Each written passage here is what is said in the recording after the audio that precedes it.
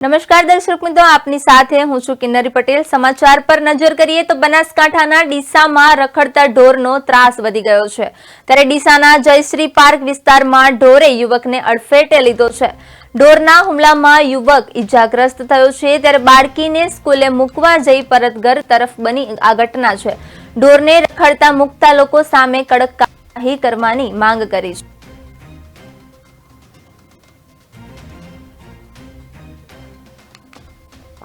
બનાસકાંઠાના ડીસામાં રખડતા ઢોરનો ત્રાસ જોવા મળી રહ્યો છે। ત્યારે રખડતા ઢોરના કારણે ઈજા થઈ છે। ડીસાના જયશ્રી પાર્ક વિસ્તારમાં ઢોરે યુવકને અડફેટે લીધો છે। ત્યારે ઢોરના હુમલામાં યુવક ઈજાગ્રસ્ત થયો છે। બાળકીને સ્કૂલે મૂકવા જઈ ઘર પરત બની ગયો હતો આ બનાવ। ત્યારે ઢોરને રખડતા મુકતા લોકો સામે કડક કાર્યવાહી કરવાની માંગ કરી છે।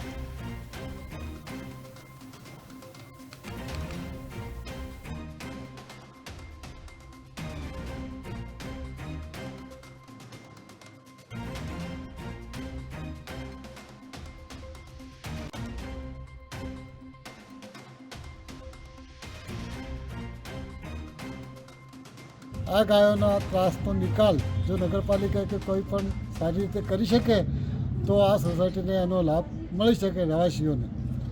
બાકી તો આ ત્રાસ બીજો કોઈ વ્યક્તિગત ધોરણે કોઈ ત્રાસ દૂર કરી શકે એમ નથી।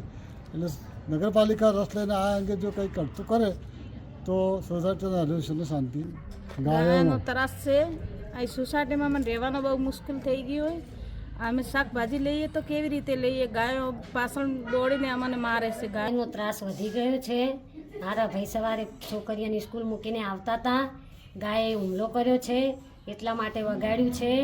મહેરબાની કરીને નગરપાલિકાવાળાને એટલું જણાવ કરો છો કે આ ગાયોને રખડતા ઢોરને પકડી જાઓ। ગાયનો ત્રાસ વધી ગયો છે। અમારે છોકરાની સ્કૂલ કેવી રીતના મૂકવા જવું, અમારે બેન અને શાકભાજી કેવી રીતના લેવા જવું, બહુ ત્રાસ ગાયનો વધી ગયો છે। મહેરબાની કરી અને ગાયનો અને રખડતી ગાયનો કોઈ ધડીવાર નથી। તેના ઉપર અમે કેસ કરીએ, ત્યારે અમે નોંધણી કરીએ, તેને પૂછું ગાયના આખલાને મારી ક્યાં વસૂલ કરવાનો? અમારું નિવેદન છે કે આને રખડતા ઢોરને પાંજરાપોળમાં વ્યવસ્થિત પહોંચાડવામાં આવે।